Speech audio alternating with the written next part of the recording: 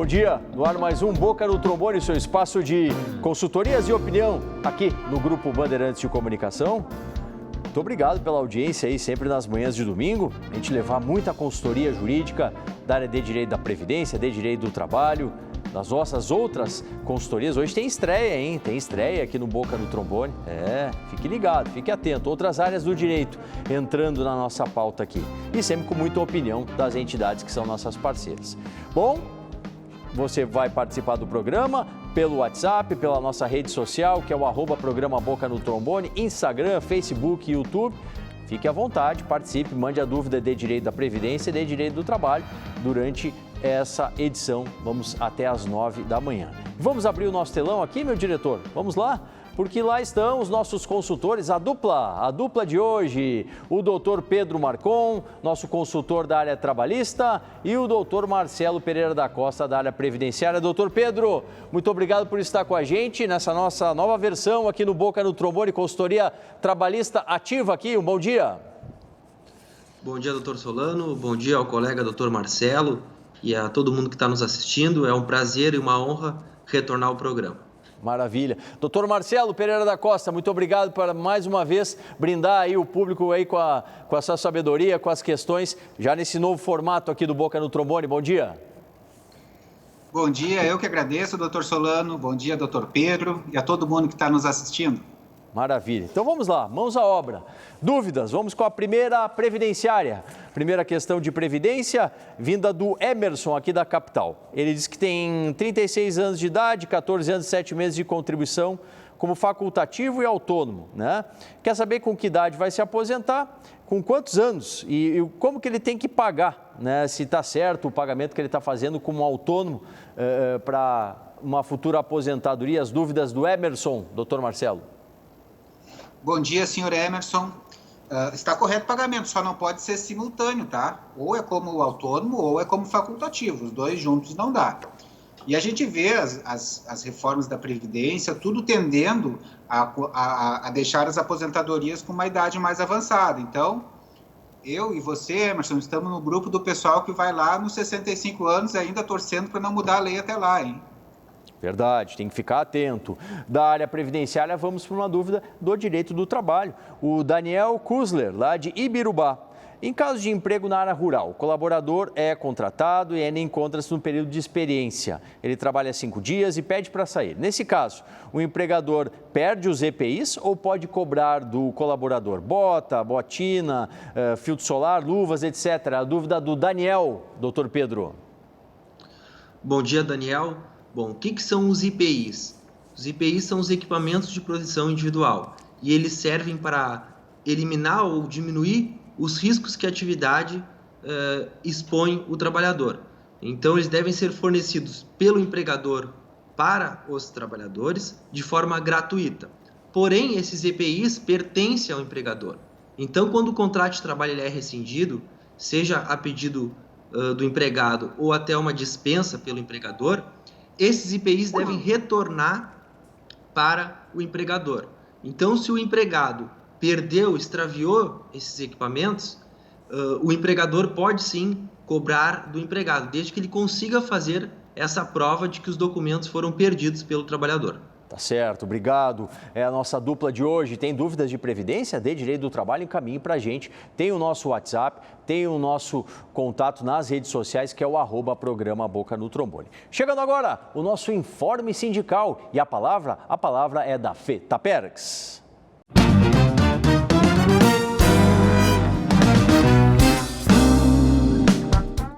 Bom dia, doutor Solano. Bom dia, telespectadores.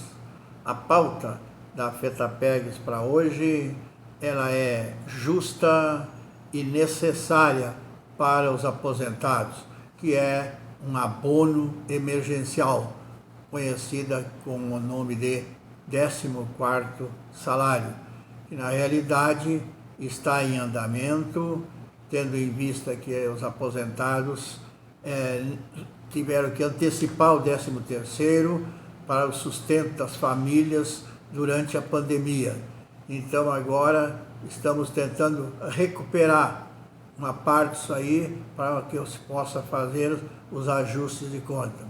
está no Congresso, na última comissão, a Comissão de Justiça, para ser aprovada e remetida para o Senado, para que o Senado também aprove. É isso que nós vamos pedir para os nossos congressistas. Votem, por gentileza, essa proposta, essa pauta do 14º salário, porque ela é muito importante para o equilíbrio das famílias dos aposentados e é muito justa, com certeza vai para a economia e vai ajudar as famílias que estão passando por dificuldades. Um grande abraço, bom fim de semana. Tá aí a mensagem do presidente José Pedro Kuhn, presidente da FETAPERGS.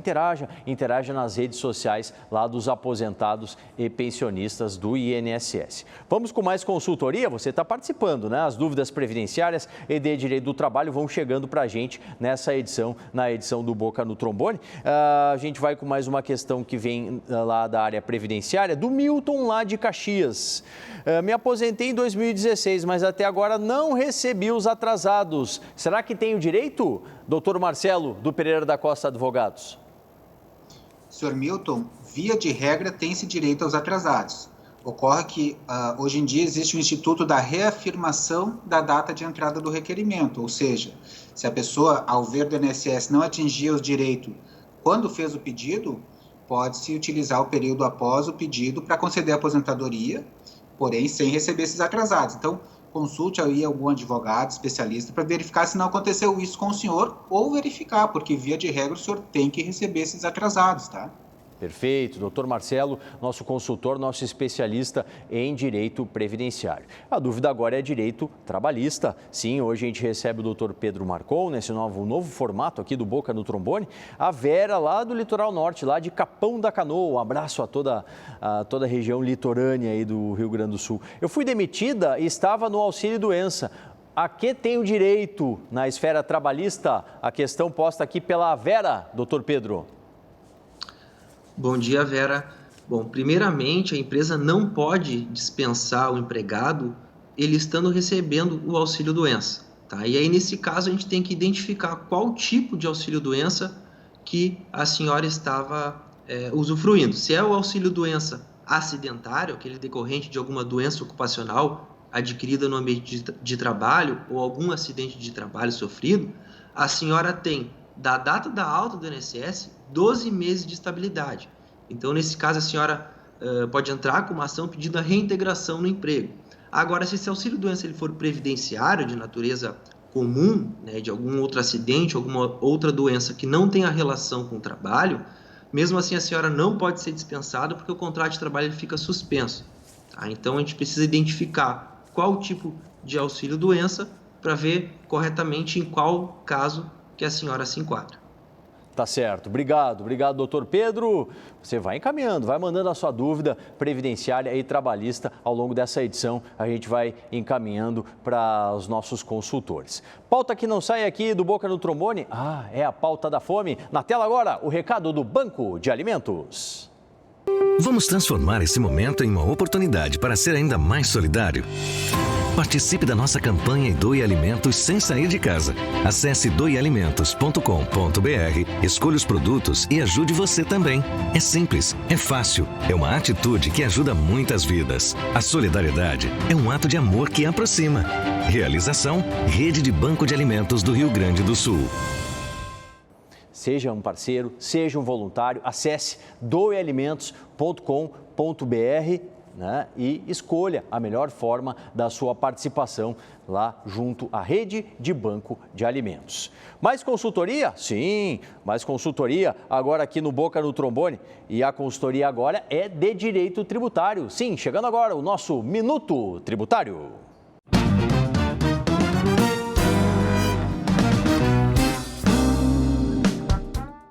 Bom dia, Paulo Solano.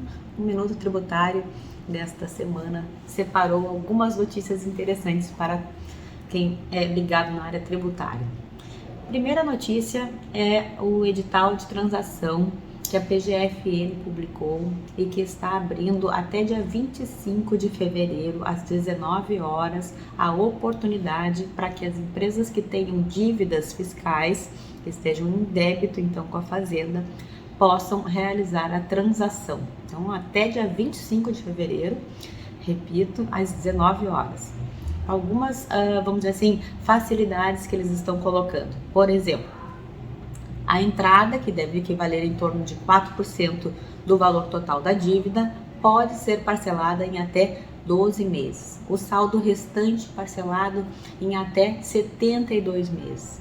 E por fim, e até o mais importante, mais interessante, até 100% dos encargos, juros, multa, enfim, todos os encargos que incidem sobre a dívida podem ser excluídos. Então, até 100%. Esse prazo para oportunizar a transação vai até dia 25 de fevereiro próximo, às 19 horas. A outra notícia que eu tenho é a consequência favorável do voto de qualidade ter sido excluído, e quando há empate nas decisões do CARF, as decisões devem ser votadas de modo favorável aos contribuintes. É válido a pena, então, discutir na fase administrativa os tributos. Eram essas as nossas dicas do Minuto Tributário e um ótimo domingo a todos.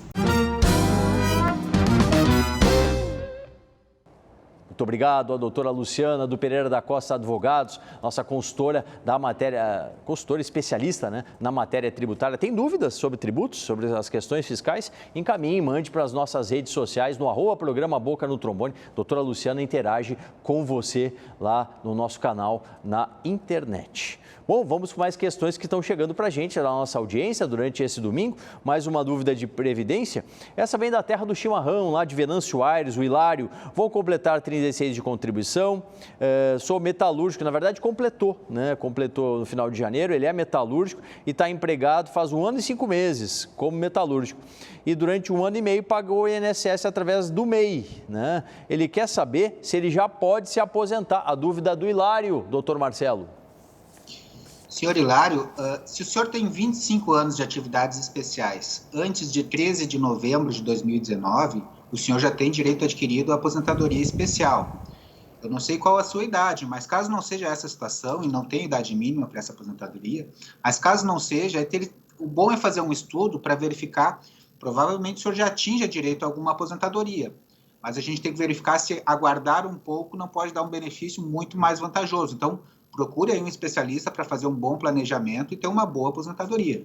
Certo, obrigado, doutor Marcelo, nosso consultor previdenciário. Uma questão trabalhista, olha, e essa aqui da Lucimara. A Lucimara faz um verdadeiro desabafo aqui para a gente. Diz que em novembro foi ao shopping, através de uma oportunidade de emprego, e propuseram que ela trabalhasse, inclusive, sábado, domingo, feriado, né, sem carteira assinada, sem vale-transporte, sem auxílio para alimentação, ainda tendo que trabalhar em outros dias em casa com a sua internet para fazer vendas online.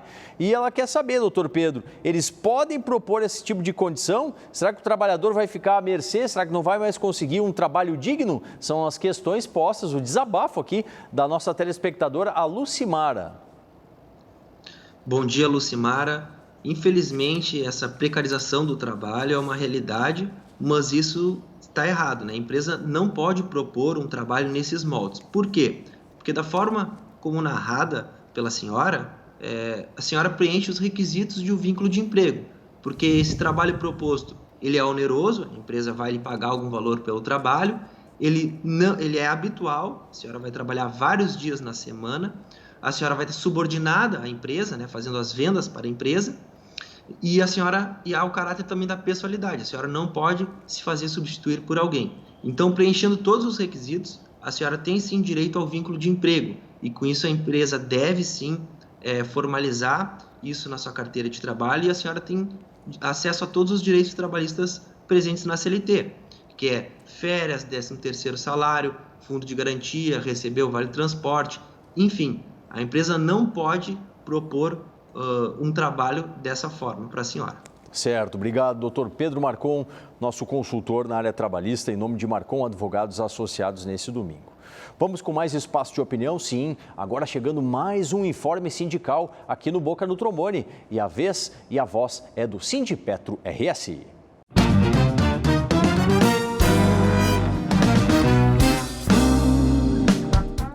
Bom dia, doutor Solano. Bom dia, telespectadores.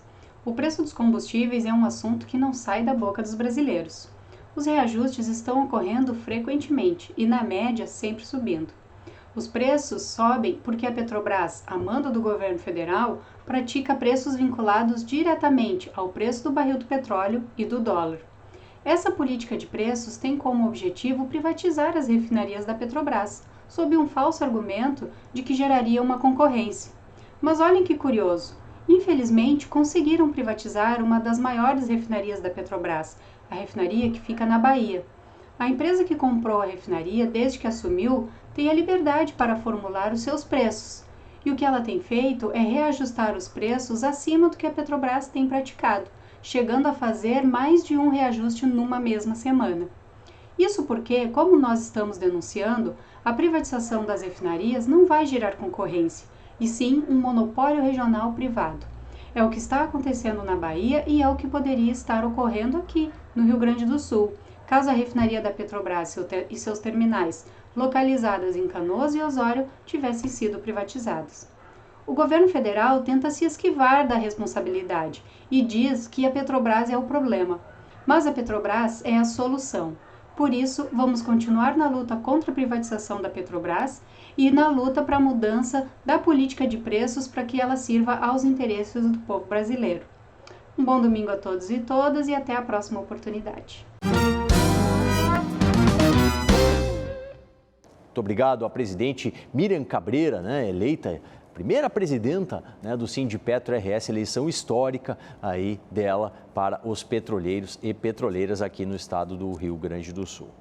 Mais dúvidas? Você está participando e participando bastante, a gente fica feliz. Mande a sua questão, tem o WhatsApp, tem o @programa Boca no Trombone, Instagram, Facebook e YouTube. Vá lá, se cadastre no nosso canal no YouTube, uma programação toda diferenciada por lá para você, A dúvida agora é de previdência da Duda.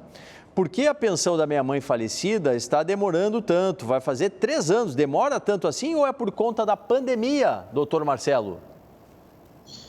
Olha, Duda, tá demorando mesmo, tá uma demora acima da média. Mesmo naqueles casos em que é necessário comprovar que condições especiais para se receber a pensão, já está demorando demais.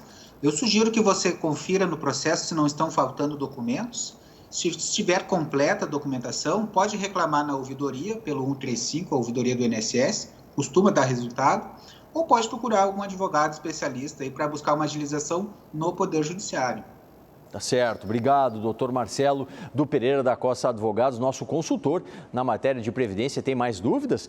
Previdenciárias, trabalhistas, vai encaminhe para a gente. Bom, eu falei, hoje vai ter estreia sim, a gente está abrindo várias áreas do direito aqui no Boca no Trombone e o espaço que a gente começa a partir desse final de semana a conceder é para o direito de família, sim. Vamos ter um cuidado, vamos ter um olhar para o direito familiar. Então, se prepare, chegando aí o nosso Casos de Família.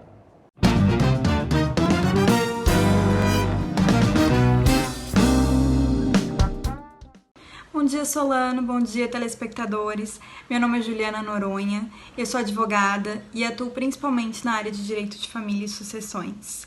A partir de hoje, eu estarei aqui com vocês para esclarecer dúvidas e questões sobre esse tema.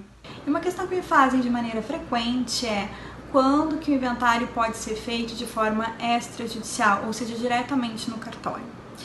E a resposta é que quando os herdeiros todos forem maiores de 18 anos e estiverem em consenso tanto sobre a partilha dos bens, quanto sobre quem será o inventariante. Havendo testamento, o STJ já decidiu que mesmo assim o inventário ele pode ser feito extrajudicial desde que esse testamento tenha sido previamente homologado em juízo, registrado judicialmente, ou então que a gente requeira a expressa autorização do juízo. Esse inventário extrajudicial ele acaba sendo menos oneroso muitas vezes para as partes e também mais célere. Às vezes, os herdeiros não entram em consenso e por isso acabam evitando esse tipo de inventário. Mas com uma assessoria jurídica detalhada e cuidadosa, às vezes é possível que os herdeiros cheguem nesse consenso. Então, às vezes vale a pena a gente buscar esse tipo de aconselhamento antes de já partir para o inventário judicial, que acaba sendo mais demorado, né, por causa dos prazos e também das divergências que podem surgir no decorrer do processo. Quaisquer dúvidas, estamos sempre à disposição. Um abraço a todos, um bom final de semana. Muito obrigado, doutora Juliana Noronha, né, do Kidrick Souza Advogados, ela que vai ser a nossa consultora familiar aqui sempre no Boca no Trombone da TV e também no Boca no Trombone da nossa Rádio Bandeirantes. Bom, mais questões, mais dúvidas antes do nosso intervalo. A dúvida agora é de direito do trabalho, é a Kathleen aqui da capital. Bom dia. Tenho uma causa trabalhista há mais de 6 anos. Eles poderiam me demitir? É a dúvida da Kathleen, doutor Pedro. Bom dia, senhora Kathleen. Bom, o fato da senhora ter uma ação trabalhista não garante nenhuma estabilidade no emprego. A gente tem vários tipos de estabilidade previstas para gestante, né, que é durante toda a gravidez até 5 meses após o parto. Nós temos a estabilidade para aqueles casos quando o empregado sofre algum acidente de trabalho, recebe auxílio-doença e aí, quando volta ao trabalho, ele tem 12 meses de estabilidade, mas não há na legislação nenhuma estabilidade para aquele empregado que possui uma ação trabalhista contra a empresa. Tá certo, obrigado, doutor Pedro, nosso consultor trabalhista. Daqui a pouquinho eles vão retornar, hein? Daqui a pouquinho eles retornam para responder mais questões para vocês. Espaço de debates, achou que a gente não tem mais? Se enganou. Olha só, na tela agora, o nosso novo quadro, já está lá na internet, hein? É o Boca de Fogo.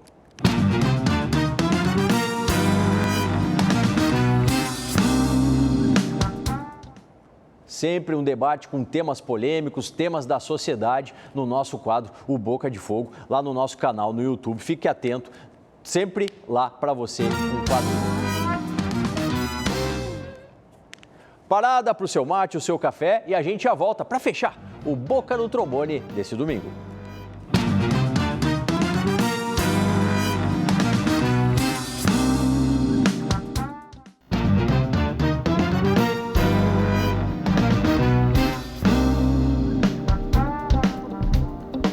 De volta com o Boca, na manhã do seu domingo. Valeu, muito obrigado pela audiência. Você que está sempre ligado na nossa consultoria de Direito da Previdência, de Direito do Trabalho e os nossos outros quadros aqui do Boca no Trombone. Vamos fechar? Vamos fechar a consultoria previdenciária e trabalhista? Sim, vamos lá. O Elton, com quantos anos o homem se aposenta? 65 e 15 de contribuição? É a dúvida encaminhada pelo Elton, doutor Marcelo, do Pereira da Costa Advogados. Isso mesmo, senhor Elton, permanece. A reforma da Previdência não alterou a aposentadoria por idade para o homem, a não ser para aqueles homens que se filiaram após a reforma, após novembro de 2019. Para esses, permanece a idade de 65, mas aí vai ter que ter 20 anos de contribuição. Quem era filiado antes, permanece. 65 anos de idade, 15 anos de contribuição. Tá certo.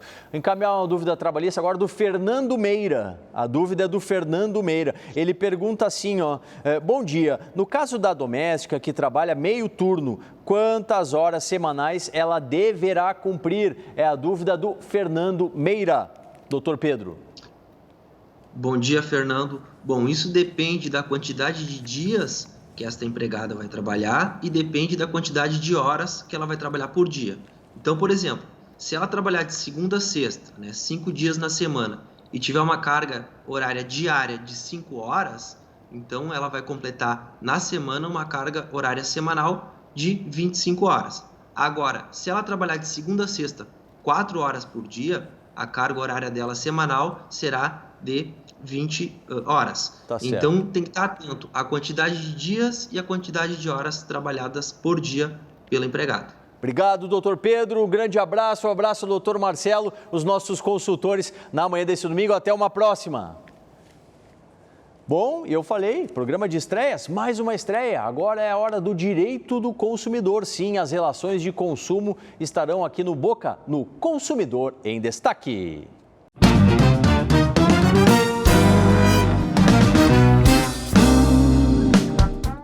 Bom dia, doutor Solano, bom dia a todos e todas que nos assistem. Hoje no quadro Consumidor em Destaque nós vamos tratar sobre o tema seguro prestamista. Uma dúvida enviada pelo nosso amigo e telespectador, o senhor Cláudio Miro, que pergunta se é ou não obrigatória a contratação desse tipo de seguro para os casos de financiamento para aquisição de algum bem.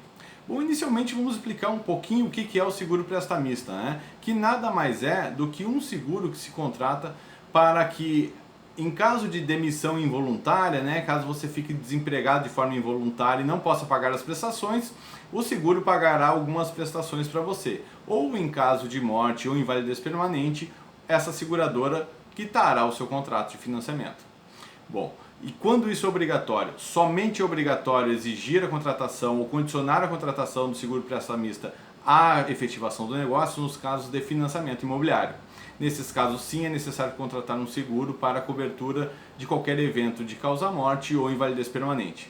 Em todos os outros tipos de financiamento, seja para aquisição de um automóvel, por um crédito pessoal, um crédito consignado ou até mesmo um contrato de consórcio, não é obrigatória a contratação, isso é uma escolha do consumidor, e se o estabelecimento, a instituição bancária, condicionar a realização do negócio à contratação de seguro, essa é uma prática ilegal, vedada pelo Código de Defesa do Consumidor no artigo 39, inciso 1º, bem como na resolução 365 da SUSEP, e o consumidor que já tiver feito um contrato e notar que nele foi embutido um seguro que você não contratou, você pode pedir que imediatamente cessem as cobranças e ato contínuo peça a devolução dos valores já pagos e, caso queira, pode entrar com uma ação judicial pedindo a devolução desses valores em dobro, já que a forma de contratação foi irregular.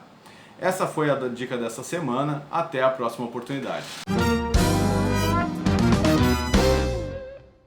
Muito obrigado ao Dr. Taysir Elindi pela sua primeira participação, de muitas aqui no Boca no Trombone. A gente vai ficando por aqui, convido você a navegar nas nossas redes sociais, no @programa Boca no Trombone, e pode reveja essa edição e muito mais produção de conteúdo que lá a gente deixa no Instagram, no Facebook e também no nosso canal do YouTube. Tá certo? Encontro marcado aqui na Band TV domingo que vem, a partir das 8h30 da manhã. Durante a semana, a gente vai conversando, trocando figurinhas lá no nosso projeto Boca Digital em todas as nossas redes sociais. Tá bom? Até domingo que vem!